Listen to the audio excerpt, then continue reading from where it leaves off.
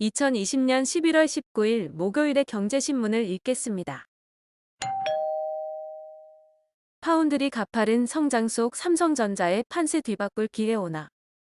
10일 시장조사업체 트렌드포스의 보고서에 따르면 올해 세계 파운드리 시장 매출 규모는 지난해보다 23.8% 성장할 것으로 전망됩니다. 이는 지난 10년간 가장 높은 수준의 성장률입니다.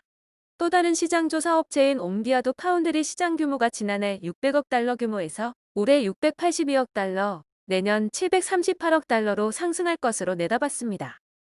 세계 파운드리 시장은 TSMC가 지난 3분기 기준 점유율 53.9%로 장악하고 있습니다. 메모리 시장의 강자인 삼성전자는 파운드리에선 17.4% 수준에 머물러 있습니다. 다만 시장 규모가 커질수록 삼성전자엔 기회가 많아진다는 전망입니다. 결국 기아차 노조도 파업. 나흘간 1만 대 생산 손실. 기아자동차 노동조합이 결국 다음 주부터 부분 파업에 돌입하기로 했습니다. 사측과 파열음을 내고 있는 한국 GM 노조에 이어 기아차 노조까지 파업을 결정하면서 코로나19 사태로 큰 타격을 입은 자동차 업계는 노조 리스크에 따른 생산 차질까지 떠안게 됐습니다. 기아차 국내 공장의 연간 생산 능력이 148만 대가량임을 고려해 하루 평균 5,800대를 생산한다고 가정하면 이번 나흘간의 부분 파업으로 1만 1,600대의 생산 손실이 발생할 것으로 예상됩니다. 원격 의료 13만 취약층부터 의사 반발에도 강행. 정부가 의료계 반대로 주춤했던 원격 의료를 비대면 경제 활성화 대책 가운데 하나로 다시 꺼내들었습니다. 취약계층을 대상으로 헬스케어 서비스를 확대하겠다는 명분입니다. 올해까지 호흡기 전담 클리닉 500개소와 화상 장비 5,000개소 지원을 마치고 내년에는 클리닉 수를 500개 더 늘려 총 1,000개 클리닉을 만들 계획입니다. 이에 대한 예산은 올해 520억 원, 내년 500억 원 등 총 1,020억 원이 배정됐습니다. 고소득층 소득 늘고 저소득층 소득 줄고 격차 더 벌어졌다. 통계청이 오늘 발표한 2020년 3분기 가계 동향 조사에 따르면 소득 1분위 가구의 월 평균 소득은 163만 7천 원이었습니다. 지난해 같은 기간보다 1.1% 줄었습니다. 소득 하위 20%인 1분위와 상위 20%인 5분위의 격차를 나타내는 소득 5분위 배율은 4.88배였습니다. 5분위가 1분위보다 평균 소득이 4.88배 많다는 겁니다. 1년 전보다 0.22배 포인트 늘었습니다. 소득 5분위 배율 수치가 클수록 고소득층과 저소득층 사이 소득 불평등이 심해진 것으로 볼 수 있습니다. 신한국민이어 우리은행, 막동한도 우대금리 축소. 금융당국이 신용대출 규제 강화 대책을 내놓자 우리은행이 주요 마이너스 통장, 대출 상품 최고 한도를 낮추고 우대금리도 축소하며 속도 조절에 나섰습니다. 지난 9에서 10월 신한은행, 국민은행도 전문직 대상 마이너스 통장 최고 한도를 1억 원 수준으로 조인 바 있습니다.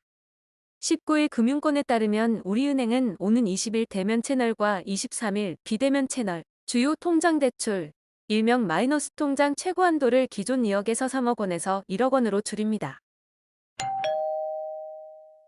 유럽서 배터리 공장 늘리는 중국, 일본. 전기차 K배터리 아성 도전장. 전 세계 배터리 3위 업체인 일본 파나소닉과 중국 내 전기차 배터리 점유율 3위 업체인 SVOLT가 최근 유럽 공장 설립을 추진하며 K배터리 아성에 도전장을 던졌습니다. 유럽 시장에서는 국내 배터리 업체들의 활약상이 두드러졌습니다. 2017년까지만 해도 세계 1위였던 파나소닉이 유럽 시장에 별다른 신경을 쓰지 않는 사이 LG화학과 삼성 SDI, SK이노베이션 등이 유럽 공장을 설립하고 공격적인 투자를 통한 기술력 및 생산 능력 확보로 점유율을 높여갔습니다. 정금법 개정안 왜 서두르나. 외부 압력 의심 뒷말 무성. 금융위원회가 전자금융거래법 개정안을 의원 입법 형태로 이달 중 추진하기로 하면서 기존 금융권에 불만이 나오고 있습니다. 빅테크와 기존 금융권 간 첨예한 이슈에 대한 논의를 위해 디지털 금융협의회를 설치했지만 아직 논의가 끝나지 않았기 때문입니다.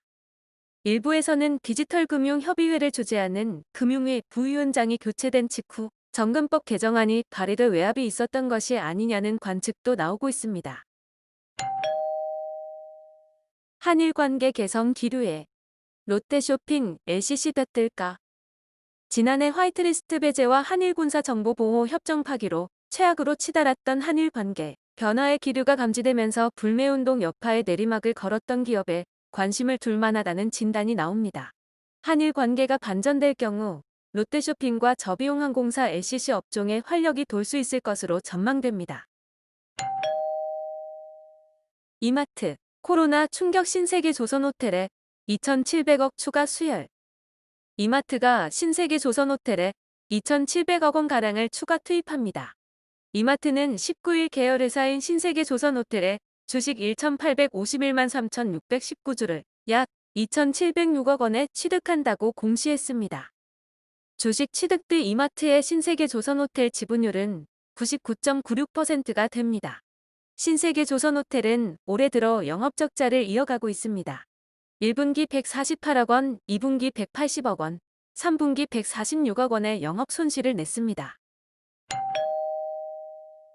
세계 유일 3% 룰도 황당한데 중소기업 무너뜨릴 징벌법 몰려온다.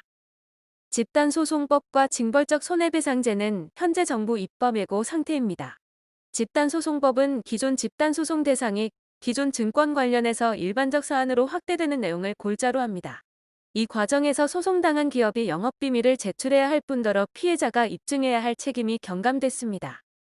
기업이 잘못을 저지르지 않았다는 사실을 영업비밀을 외부에 알리면서까지 스스로 증명해야 한다는 뜻입니다. 여기에 소송을 제기하는 피해자들의 대리인 자격 요건이 완화된 데다 국민참여재판 제도까지 도입됩니다. 쇼핑하러 비행기 탄다. 무착륙 비행에 면세 허용. 인천공항을 이륙해 한반도 상공을 2시간 돌고 돌아오는 관광비행. 이런 무착륙 비행이 앞으로는 관광상품으로 출시됩니다. 인천공항을 이륙해 다른 나라, 영공까지 갔다 3시간 안에 돌아오는 상품입니다.